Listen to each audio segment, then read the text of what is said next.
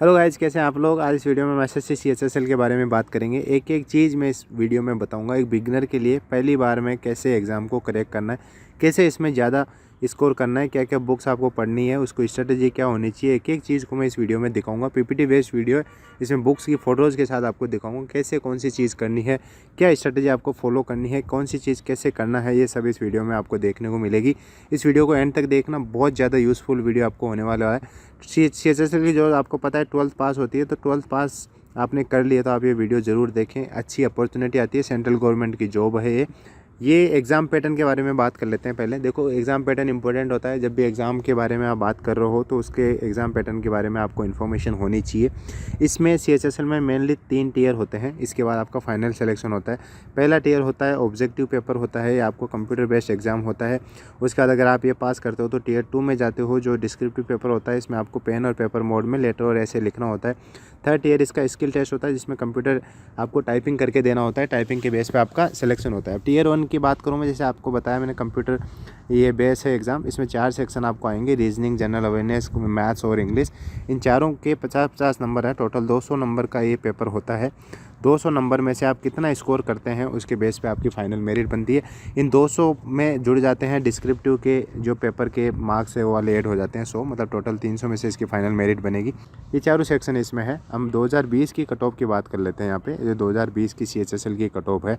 इसकी अगर हम बात करें तो इसमें देखो, यूआर की कट ऑफ है 141 और ओबीसी की कट ऑफ है 139। तो इसी हिसाब से हम अगर टारगेट लेके चलें तो मिनिमम हमें 150 प्लस स्कोर करना है। अब 150 प्लस फिजिबल कैसे होता है, देखो इसमें फिजिबल पॉसिबल कैसे होगा। रीजनिंग में अगर आप 45 प्लस स्कोर करोगे तो आपका थोड़ी फिजिबिलिटी बनती है। ये देखो, ये पॉसिबल स्कोर है। जनरल अवेयरनेस बहुत टिपिकल होता है, थोड़ा सा मतलब रैंडम होता है। बहुत सारी चीज़ें, बहुत अच्छा प्रिपरेशन कर रहे हो तब जाके आप 20 प्लस स्कोर कर पाओगे या 30 प्लस स्कोर कर पाओगे। तो इसमें जो नॉर्मल एवरेज स्कोर हम लेके चलें तो 20 प्लस इसमें आप इजीली स्कोर कर लोगे। इसके बाद में बात करूँ क्वांटिटेटिव एप्टीट्यूड की, थोड़ा ट्रिकी पेपर आ रहा है अभी। आपकी 12th पास हो, आपकी, मैं नहीं मानता कि मैथ्स बहुत अच्छी होगी या बहुत अच्छा एडवांस मैथ करके गए होंगे, बहुत अच्छी कैलकुलेशन स्पीड आपकी होती, फिर भी 40 प्लस आप स्कोर करके इसमें लेके चलो।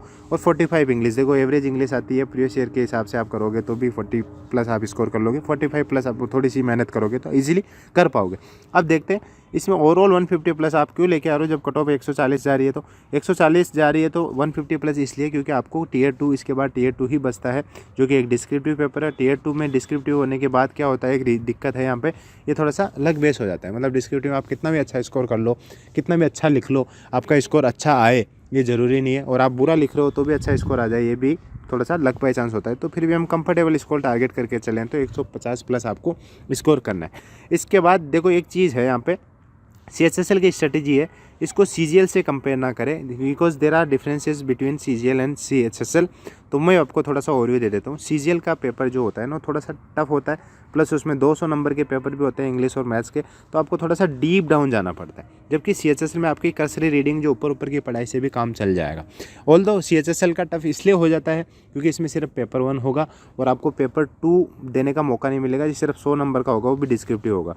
जबकि सीजीएल में आपको थोड़ा सा मौका मिलता है कि अगर आप टियर 1 आपका अच्छा नहीं हुआ तो आप टियर 2 में भी अच्छा परफॉर्म कर सकते हो। तो इस हिसाब से सीजीएल में मौका मिलता है, जबकि सीएचएसएल में मौका आपको नहीं मिलेगा। इसलिए सीजीएल और सीएचएसएल का थोड़ा सा मतलब आपको डीप नहीं पढ़ना पड़ेगा, मतलब एडवांस पे इतना फोकस नहीं करना पड़ेगा मैथ्स में, जो कि सीजीएल में करना पड़ता है। सीएचएसएल में आपका नॉर्मल मैथ्स पढ़ के भी काम चल जाएगा। अभी आगे बढ़ते हैं मैथ्स के बारे में बात करेंगे। सबसे पहले एक एक टॉपिक वाइज हम, मतलब सब्जेक्ट वाइज हम डिस्कशन करेंगे। इसमें मैथ्स सबसे इंपॉर्टेंट है। मैथ्स में हमने टारगेट किया है 45 प्लस। 45 प्लस मैं बताऊं आपको, 45 प्लस से मेरा मतलब है आपका स्कोर होना चाहिए कम से कम 40 से 45 के बीच। इससे ऊपर है तो वेल एंड गुड, इतना तो कम से कम आपको स्कोर करना पड़ेगा। फाइनल मेरिट में आपको अच्छी लोकेशन पे अच्छी जॉब चाहिए तो, क्योंकि इसमें मार्क्स के हिसाब से लोकेशन भी डिसाइड होती है। कुछ चीज़ें हैं जो आपको मैथ्स में करनी है। ये बुक है, रामबाण बुक है, आप ये ले सकते हैं। इसके अलावा भी कई सारी प्रीवियस ईयर की बुक आ रही है, वो अगर आप कर रहे हो तो वेल एंड गुड, वो भी आप कर सकते हैं। ऐसा नहीं है कि आप इसी से स्टिक रहे। जो भी बुक आपको प्रीवियस ईयर की, एक बुक आपको लेनी है। ये प्रीवियस ईयर के पेपर की बुक है, ये कोई थ्योरी की बुक नहीं है, पहले बात बता देता हूँ। इसको सॉल्यूशंस आपको नहीं देखने, ये भी चीज़ आप ध्यान रख लो।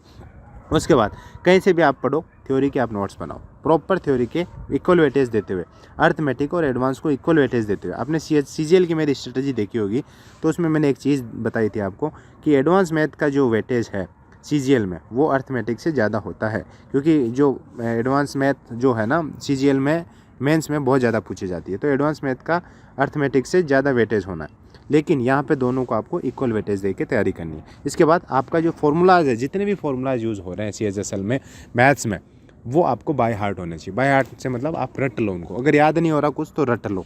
आपको हर फॉर्मूला बाय उंगलियों पे होना चाहिए, कुछ भी आप उसमें स्किप नहीं कर सकते।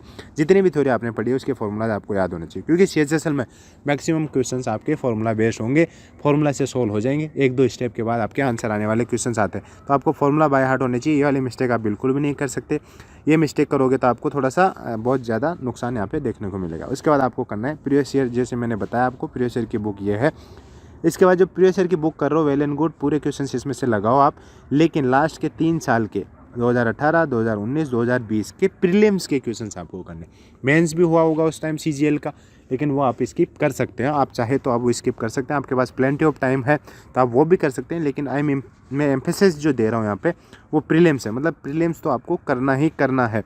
2018, 19 और 20 के प्रीलिम्स के क्वेश्चंस आपको जरूर करके जाने हैं, बाय हार्ट करके जाने हैं, अच्छे से करके जाने हैं। इनमें से कोई क्वेश्चन ऐसा रहना ही नहीं चाहिए जो आपको नहीं आता हो। और मैं ये जो इस वीडियो में जो स्ट्रेटेजी आपको बता रहा हूँ, ये रामबाण है, और आई एम टेलिंग यू बहुत अच्छा स्कोर आपका आने वाला है। जो मैं बता रहा हूँ वो चीज़ें आप करके जाओगे, और ज़्यादा बताऊँगा नहीं, बहुत ही सटीक चीज़ें मैं बताता हूँ अपने वीडियोज़ में, जिससे आपके बहुत अच्छा स्कोर आप इजीली एक टाइम में, फर्स्ट टाइम में आप करेक्ट कर पाओ। उसके बाद आपकी कैलकुलेशन स्पीड अच्छी होनी चाहिए। देखो, कैलकुलेशन स्पीड के लिए मैं आपको प्रॉपर पूरा दिखा देता हूँ क्या क्या चीज़ें आपकी होनी चाहिए।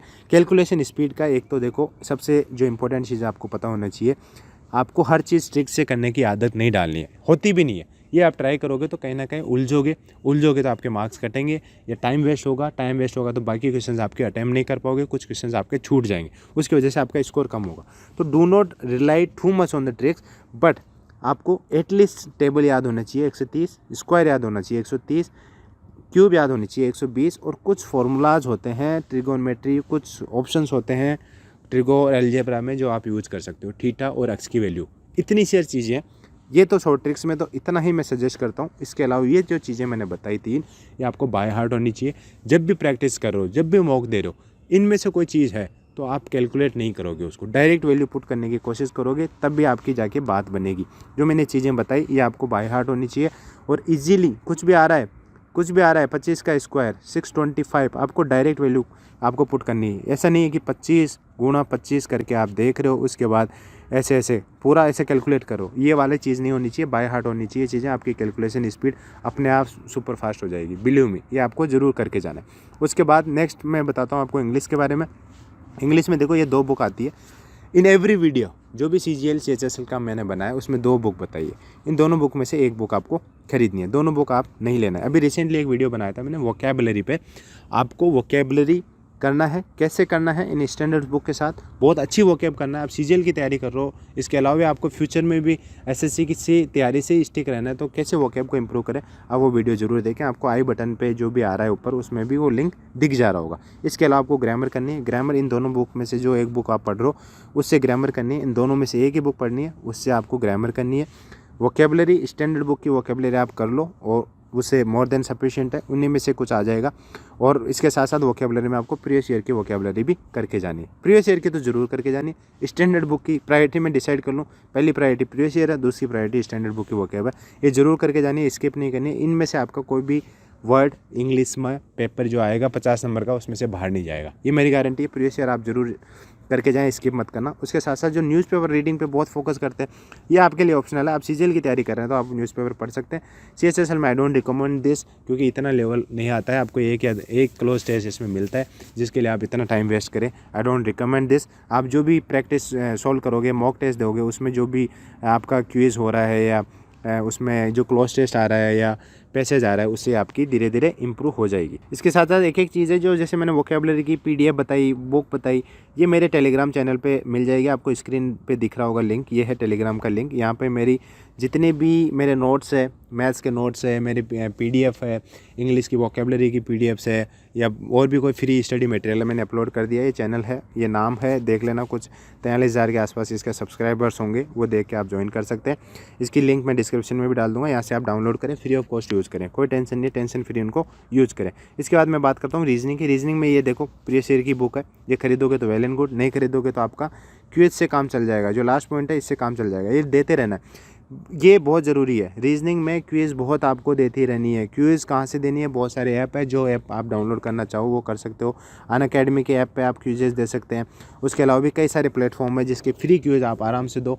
जो टाइमली क्विज़ करोगे टाइम लगा के, तो उससे आपकी स्पीड अपने आप इम्प्रूव हो जाएगी। इसलिए मैं रिकमेंड करता हूँ टाइमली ही क्विज़ लगाओ। टाइम के हिसाब से जो आप क्विज़ेस करोगे बहुत बेनिफिशियल रहेगी आपको। और इसके अलावा क्या करना है, इसके अलावा एक दो चीज़ें और है, आपको प्रीवियस ईयर पे फोकस करना है। ये बुक मैंने आपको बता दी। इसके अलावा भी कई सारी बुक का मार्केट है, आप लेना चाहे तो वो भी ले सकते हैं। मैंने इससे कराया इसलिए मैं इसकी फ़ोटो हमेशा चिपका देता हूँ। इसके साथ साथ आपको जो टॉपिक डिफ़िकल्ट लगते हैं रीजनिंग में, वो वाले टॉपिक आपको रिवाइज़ करना है। ये देखो, revise those topics in which you are facing difficulty, वो टॉपिक को आपको ज़्यादा से ज़्यादा रिवाइज करनी है। अदरवाइज़ रीजनिंग हलवा आती है। 2-4 टॉपिक को छोड़ के रीजनिंग एकदम से हलवा है, एकदम से प्लेट में रखा हुआ हलवा है। इसमें खाना है आपको, और 45 प्लस आपको स्कोर कम से कम करना है। इससे कम आपने स्कोर किया तो मान लो कि आप रेस से बाहर हो चुके हो। उसी दिन मान लेना कि आप रेस से बाहर हो चुके हो। और जो भी डिफ़िकल्ट टॉपिक लग रहे हैं उनको रिवाइज़ करना है। प्रीवियस ईयर पेपर आपको करना है, क्विज आपको लगानी है। ये चीज़ मैंने बता दिया आपको। इसके बाद मैं बात करूँ जीएस के बारे में। देखो, जीएस बहुत ट्रिकी है। जीएस ट्रिकी इस सेंस में है कि आजकल जीएस में करंट अफेयर इतना टफ पूछा जा रहा है कि आप बहुत सारे क्वेश्चंस आंसर नहीं कर पाओगे। फिर भी हमने टारगेट किया है स्टार्टिंग में 20 प्लस, ये कम से कम आपको लाना पड़ेगा। ऐसा नहीं है कि 20 प्लस भी मैं नहीं ला रहा और जीएस में बहुत अच्छा स्कोर भी कर लूँ, तो पॉसिबल नहीं है। तो इसलिए हमें सबसे पहले करंट अफेयर पे बहुत अच्छे से फोकस करना पड़ेगा। करंट अफेयर आपको लास्ट के 6 महीने के करंट अफेयर पढ़ने हैं। कितने के? 6 मंथ्स के प्लस। इससे भी आप पढ़ना चाहो तो पढ़ सकते हो अगर आपके पास टाइम है तो, नहीं तो 6 महीने के कम से कम करंट अफेयर आपको पढ़ के जाना है। करंट अफेयर भी कैसे पढ़ना है? वीकली करंट अफेयर्स पढ़ना है आपको। डेली करंट अफेयर्स पे अपना टाइम वेस्ट नहीं करना है आपको। आप CHSL एक बार निकाल लोगे, आपका नेक्स्ट टाइम CGL होगा। Believe me, next time CGL होगा तो उसी हिसाब से आपकी प्रिपरेशन चलनी चाहिए। Do not waste too much of time on current affair. आपको 6 महीने की करनी है, वो भी वीकली करनी है, ठीक है। इसके बाद आपको क्या करना है? स्टैटिक जीके पढ़ना है। स्टैटिक जीके में लूसेंट आप पढ़ सकते हैं फाउंडेशन के लिए। कई बोलते हैं लूसेंट से आपके आजकल क्वेश्चन नहीं आते। भैया आप लूसेंट क्यों रिकमेंड करो? भाई मैं लूसेंट इसलिए रिकमेंड करता हूँ कि बहुत सारी चीज़ें हैं जीएस में। आप न्यूज़पेपर पढ़ोगे या करंट अफेयर पढ़ोगे तो आपको समझ नहीं आएगी कि ये बोल क्या रहा है। जब तक आपका फाउंडेशन अच्छा नहीं है आपको समझ नहीं आएगी वो चीज़ें। इसलिए मैं लूसेंट रिकमेंड करता हूँ। लूसेंट एक बार पढ़ लोगे आपको आइडिया लग जाएगा कि what polity is all about. Constitution में क्या होता है, क्यों होता है, कुछ अमेंडमेंट हो रहा है, करंट अफेयर में कुछ अमेंडमेंट आ रहा है तो अमेंडमेंट होता क्या है। जब तक आपको ये फाउंडेशन आपकी नहीं बनेगी, विल नॉट अंडरस्टैंड दिस। इसलिए मैं पॉलिटी रिकमेंड करता हूँ, ये पॉलिटी का लूसेंट रिकमेंड करता हूँ। एक बार आप लूसेंट पढ़ो, आपको बहुत सारी चीज़ें समझ आने लगेगी। इसके अलावा कुछ इंपॉर्टेंट टॉपिक्स है, वो आपको मैं नेक्स्ट स्लाइड में बता दूंगा, वो आपको जरूर करके जाना है। और इसमें ये चीज़ भी आपको इंपॉर्टेंट बता देता हूँ मैं आपको। जब भी आप पॉलिटी या क्या जीएस के क्वेश्चन अटैम्प्ट कर रहे हो तो कोई भी क्वेश्चन ऐसा है जो आपको लगता है कि आपको नहीं आ रहा है या आधा आ रहा है, मतलब आधी चीज़ें आ रही है उसमें, आधी नहीं आ रही, 50-50% चांसेस है, तो उन क्वेश्चंस को ज़रूर आप अटैम्प्ट करें। ऐसे क्वेश्चन को डू नॉट लीव। ऐसे क्वेश्चंस आपको अटैम्प्ट करना है जो भी 50-50 वाले क्वेश्चंस है, क्योंकि आधे क्वेश्चंस आप ऐसे अटैम्प्ट करोगे तो उनमें से आधे तो आपके सही होंगे और नेगेटिव मार्किंग कम होती है तो आधे आपके प्लस में जाएंगे। इस हिसाब से आपका जीएस में अच्छा स्कोर आएगा। Do not leave all the questions के बिल्कुल जी थोड़ा सा डाउट है मैंने छोड़ दिया, ऐसा आपको बिल्कुल भी नहीं करना है। अब नेक्स्ट मैं बढ़ता हूँ कुछ इंपॉर्टेंट टॉपिक पे। जीके जीएस में जैसे मैंने आपको बताया ये चीज़ें हैं जो आपको करके जानी। देखो बाकी चीज़ें भी आपको पढ़नी, ऐसा नहीं है कि सिर्फ यही पढ़ के जाना है। मॉडर्न हिस्ट्री इंपॉर्टेंट होती है। पॉलिटी में राइट और president, prime minister, governor important होते हैं। इंडियन ज्योग्राफी इंपॉर्टेंट होती है। रिवर्स जिसमें होगी, सोलर सिस्टम जिसमें हो गया, ये इंपॉर्टेंट होता है। बायोलॉजी बात करूँ तो वायरस, विटामिन और डिजीजेज, ह्यूमन ब्लड, इन सब चीज़ों के बारे में आपको बता देता हूँ, इंपॉर्टेंट होती है। मार्क कर लो, इस वीडियो को धीरे चला के मार्क कर लो, इंपॉर्टेंट है। रिसेंट अपॉइंटमेंट जितने भी मिनिस्टर सेंट्रल गवर्नमेंट के या गवर्नर जितने भी चेंजेस हुए हैं, कौन से स्टेट का कौन सा गवर्नर है, कौन सा चेंज हुआ है, उसका चीफ मिनिस्टर कौन है, ये जरूर आप याद करके जाएं। रिसेंट बुक्स एंड ऑथर्स के बारे में, टोक्यो ओलंपिक्स अभी रिसेंटली हेल्ड हुआ है तो उसके बारे में, विनर्स के बारे में आप जरूर बात करें। इतना इस वीडियो में चारों सेक्शन के बारे में हमने बात करी है, 1 बाय 1 सबको मैंने आपको एक्सप्लेन किया है। बहुत अच्छा स्कोर आएगा अगर आप कंसिस्टेंटली जो मैंने चीज़ें बताई वो फॉलो कर रहा है।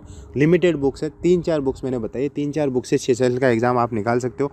शर्त यह है कि आप मॉक लगाते रहो, टाइम से मॉक देते रहोगे, मॉक में एनालिसिस करते रहोगे, मॉक का एनालिसिस और ये जो आपकी पढ़ाई वो कंसिस्टेंट रहेगी, आप डेफिनेटली फर्स्ट टाइम में CHSL का एग्ज़ाम आप इजीली क्रैक कर दोगे। बहुत बड़ी तीर नहीं है, 12th पास की जॉब है, बहुत अच्छी जॉब मानी जाती है सेंट्रल गवर्नमेंट की। ये चीज़ें मैंने बता दी, पैटर्न आपको बता दिया, बुक्स मैंने आपको बता दी। अगर आपके पास नहीं है तो अभी जाके आप परचेज करें, इसके डिस्क्रिप्शन में भी आपको लिंक मिल जाएगी बुक्स परचेज करने की।